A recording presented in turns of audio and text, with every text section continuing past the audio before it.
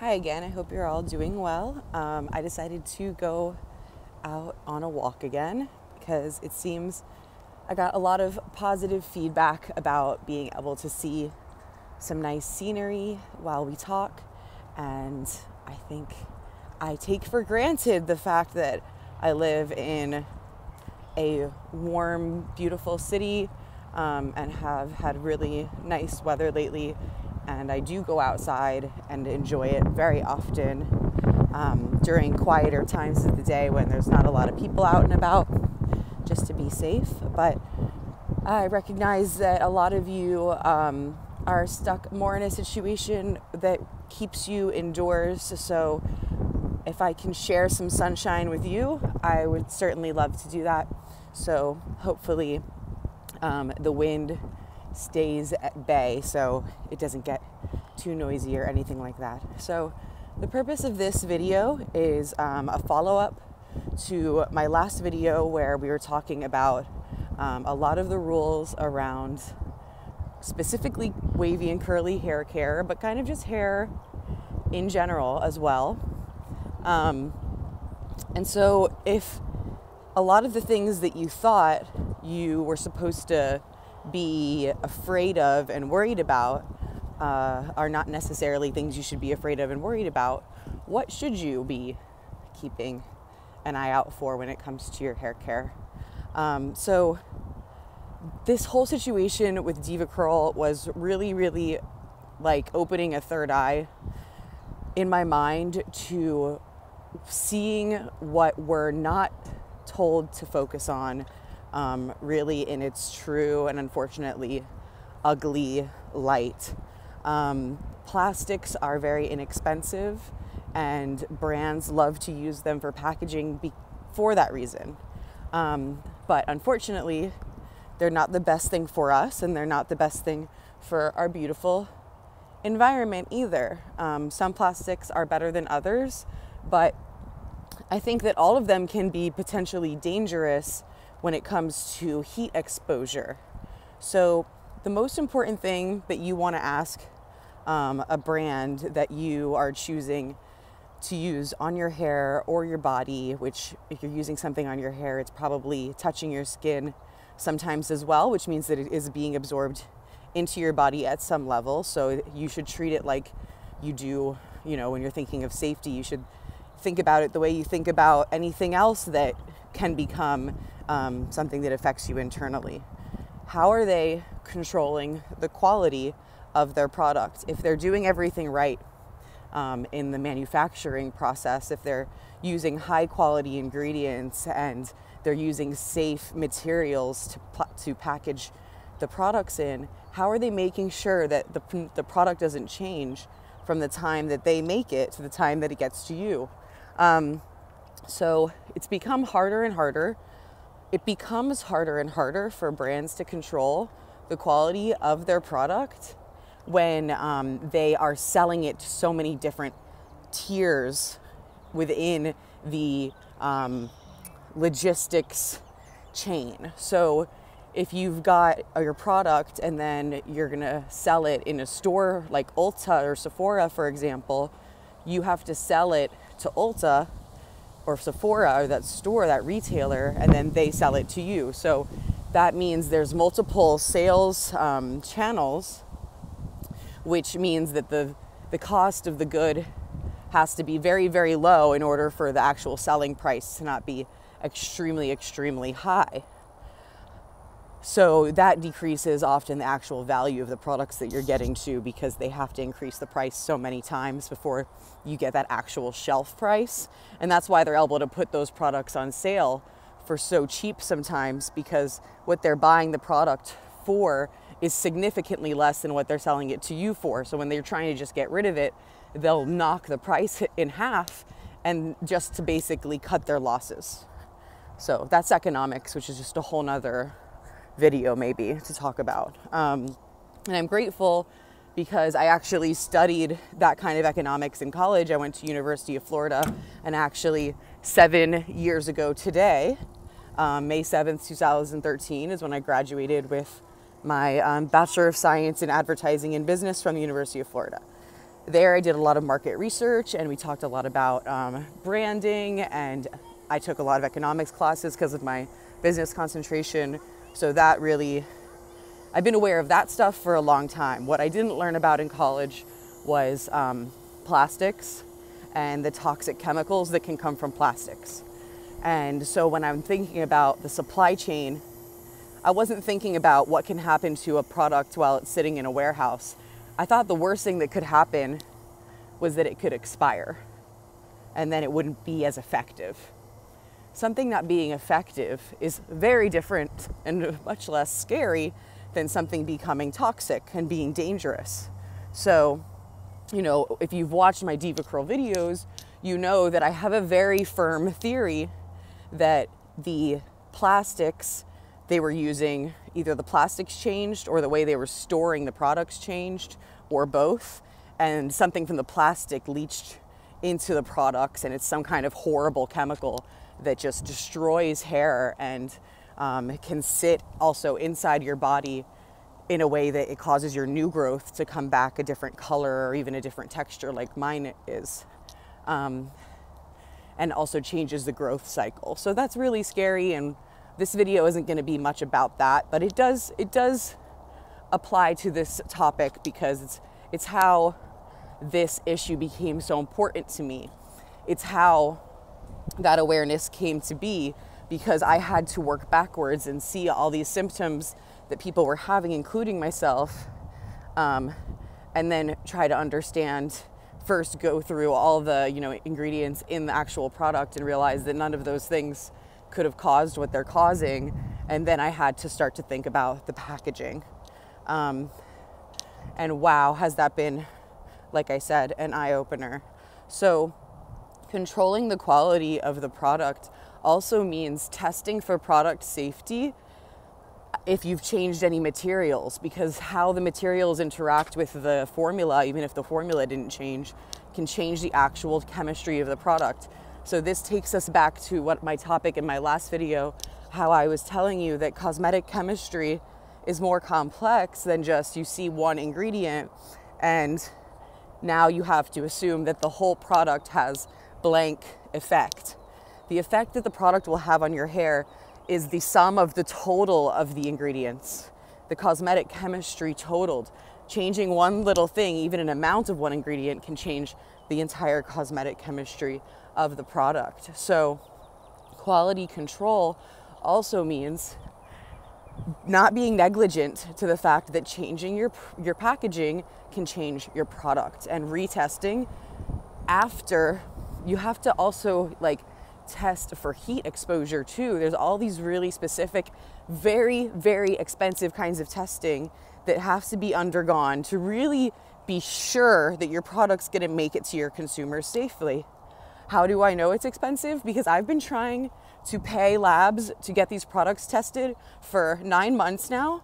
I know that it would cost me over $10,000. I'm happy to raise the money to do so, but I can't even get a lab to do the testing because there must be some sort of legal complication for them, because it's not my product, because it's a product already on the market. And the United States is just a total disaster when it comes to regulation of cosmetics. It's really scary. I mean, it's really bad with food too, and drugs, but cosmetics too. And cosmetics get the least attention out of those three topics, and the FDA is responsible for all of them and probably underfunded and doesn't have the resources they need to do a good job at all of it, which I don't know, that's not their fault probably. But it means we have to take matters into our own hands to ensure our own safety, because I'm scared for my safety. And so because of that, I no longer use products that come in plastic. I stopped eating foods that I had that were non-perishable foods, meaning they could be stored in a non-cold climate environment, and they were coming in plastic, meaning that those plastics could leach into the food or the water, right? We know this about water bottles. They can become harmful if you drink them after they've been in a hot car. That hit the media for a second a few years ago, and everyone freaked out, and then they went back to drinking plastic water bottles. And not everyone obviously, but people kind of stopped talking about it like they do most things. So how can you keep yourself safe from your cosmetics? How can you be sure that not only, so here I'm going to talk about some of the other things that you should be mindful of when it comes to your products. And so, brands will love to tell you what's not in things, and they know your safe words. So they know you don't like silicones. They know you don't like cruelty to animals, obviously. So, they put these things on the label, but they don't talk about some of the things that are in there that are bad. They don't have to. They don't have to put that on the label. They don't have to put what's not in it on the label either. They do that as a marketing technique. So synthetic fragrance and synthetic colorants, a lot of people have a really hard time with products, skincare and hair care, because of high sensitivity to synthetic colorants and fragrance. And they don't really know exactly even what they're allergic to sometimes. The thing that brands will do is they hide bad chemicals in their proprietary blends that they use to create these colorants and these fragrance, and they don't have to list those ingredients on the bottle. They just says fragrance, or just says colorant, whatever, blue one, right? What's blue one? I don't know. It's blue one. Sounds comforting. I don't know. It's not food coloring, I don't think. So, so there's these sneaky sort of ways to put harmful chemicals into your products too. So, packaging, colorants, fragrance, these are the kind of things that if you really want to be a stickler when it comes to your product quality, those things should be on your list. So everyone's asking me what I use now, and I put that information everywhere, but I'll put it here too. I wish I had my own brand. That's a fun rumor that's going around, that I have my own brand. I don't have my own brand. I work, work with. I'm a professional partner for Oway. I don't have a contract or anything with them right now, but I would love to, because I have not found any other brand that checks off all the boxes for me. I've heard of some other great brands, and then they still don't come in glass. They come in plastic. And Oway uses glass and aluminum, and they use fair trade ingredients that support their local communities. They're out of Italy, which is in Europe, and they have met multiple product safety testing standards in Europe that are very, very high, that probably no brand in the United States can meet. And so the product is completely made in Europe. That comforts me. There's not any sneaky under the radar stuff happening once it gets to the United States. So, it comes into the United States easily because we don't have crazy standards here, unfortunately. And I know that they're not going into any warehouses like those of Sephora or Ulta, or any warehouses that they don't have control over the product quality. I'm in North America, as I live in Florida, and in North America, their distributor is called Simply Organic Beauty, and they only go into their warehouse here, so straight from Italy, where they're farmed and created and manufactured and produced, shipped to the warehouse my warehouse is in Palm Harbor, which is like an hour and a half from where I live, and then they come straight to me, or they go straight to you, and then they added a warehouse in Nevada, so for people who are on the West Coast, to cut the amount of time that the products are traveling. So you don't want it to have to go as many far trips as possible. So it's more getting to you more directly and faster by having that West Coast warehouse as well. So, and that's it. So it makes me feel safe.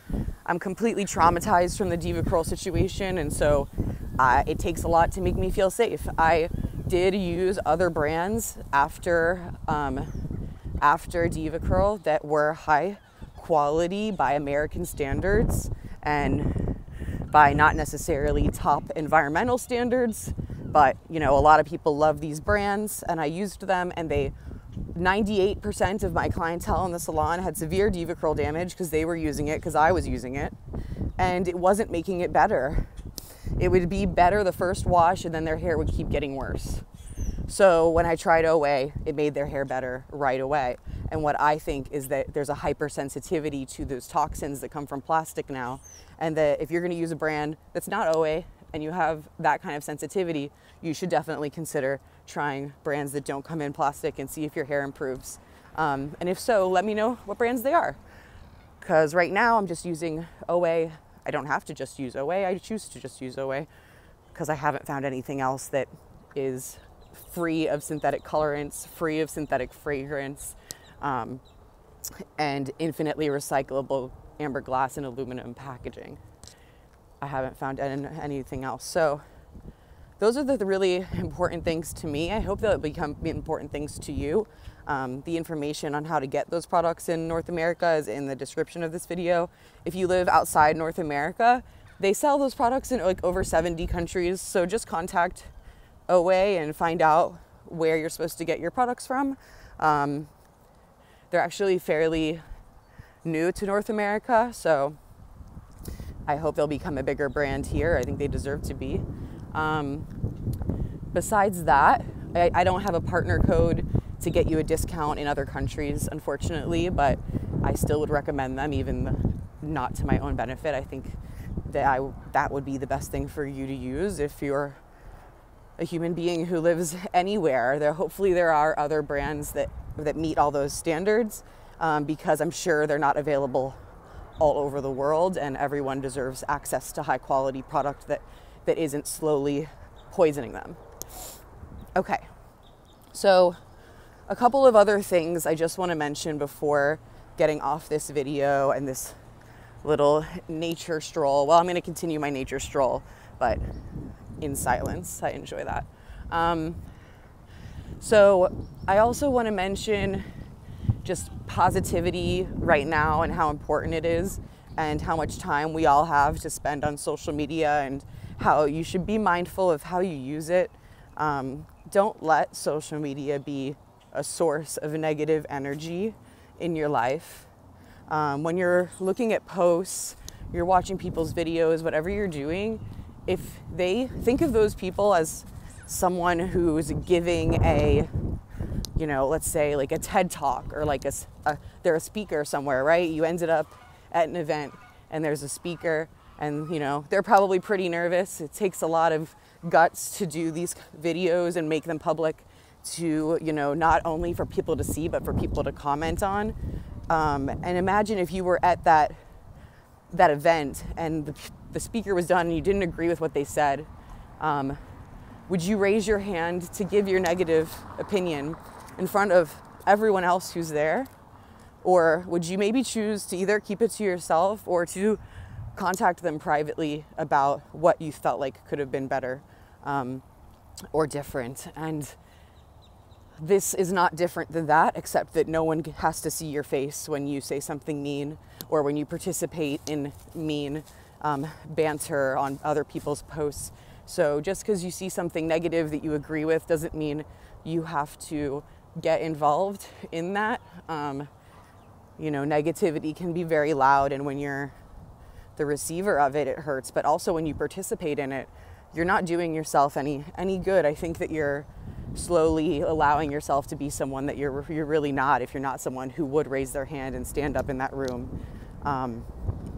Unless it was, the thing being said was something that hurts people a lot, that was, hateful, and you were standing up for people who were, the abused, then yes, by all means, raise your hand. But there are still right and wrong ways to have these kinds of conversations that are about very sensitive topics, especially. So I just want to say that, because I know we've all got, a little more time to stare at the screen than we used to, and it can either, be something that you go to looking for something positive, a positive way to improve your life or your mood, or it can be a place for negativity. So do something really good for yourself today, something that makes you really feel good, that when you walk away from doing it, you feel good. If this video and us spending this time together is that thing, then I'm so glad I'm able to be part of that with you. That really means a lot to me, and is the reason that I continue to make YouTube videos even when it gets tough. So take care of yourself. I love you guys. You can hit subscribe if you want to support the education. Actually, let me add one last couple things from comments that I had been seeing on the other video some questions. Someone wanted to know if brushing their hair wet, sorry, I'm just racking my brain. If someone brushing their hair wet can damage their hair because the cuticle layers are open, then is it better to brush it dry? Is that bad too? So your hair is stronger when it's dry than when it's wet. So if you feel like your hair has to be detangled with a brush, if you can do it dry before you shower to get all your knots out, that would be better. Using your fingers dry would be better than that. I call that dry finger detangling, and I have a free video on curlninjamethod.online about how to dry finger detangle. And yeah, just try, friction and tension are the enemies of healthy hair. If you are causing a lot of friction on the hair strands, they can become damaged and break. And if there's a lot of tension pulling on the hair strands, they can break. So just be mindful of that. So when you're thinking of anything that you're doing, think, is this causing a lot of friction or a lot of tension? And then you can kind of form your own conclusions on whether you're doing safe hairstyling and hair care practices when it comes to actual mechanic things versus products, which we already talked about products. And then touching just back on, somebody left their glasses. Probably not a good idea to go knocking on doors right now. Hopefully they'll find them. So if you are worried about the silicones versus polyquats and all that kind of stuff, I listened through the other video again because I think it was pretty clear, but I will say that, they only become a problem if you have really fine hair that gets easily weighted down, and then still you should be able to wash them off with a cleanser that has surfactants in it. You might need a clarifying cleanser if you've been using non-water soluble products and not washing them off for a long time. But then that shouldn't be something you have to keep doing. If you're having to continuously clarify your hair, then what you need to reassess is your products, or take a look at your water. If your water is hard and you're getting a lot of mineral buildup on your hair, you might need a chelating shampoo, which is basically a super strong clarifying shampoo.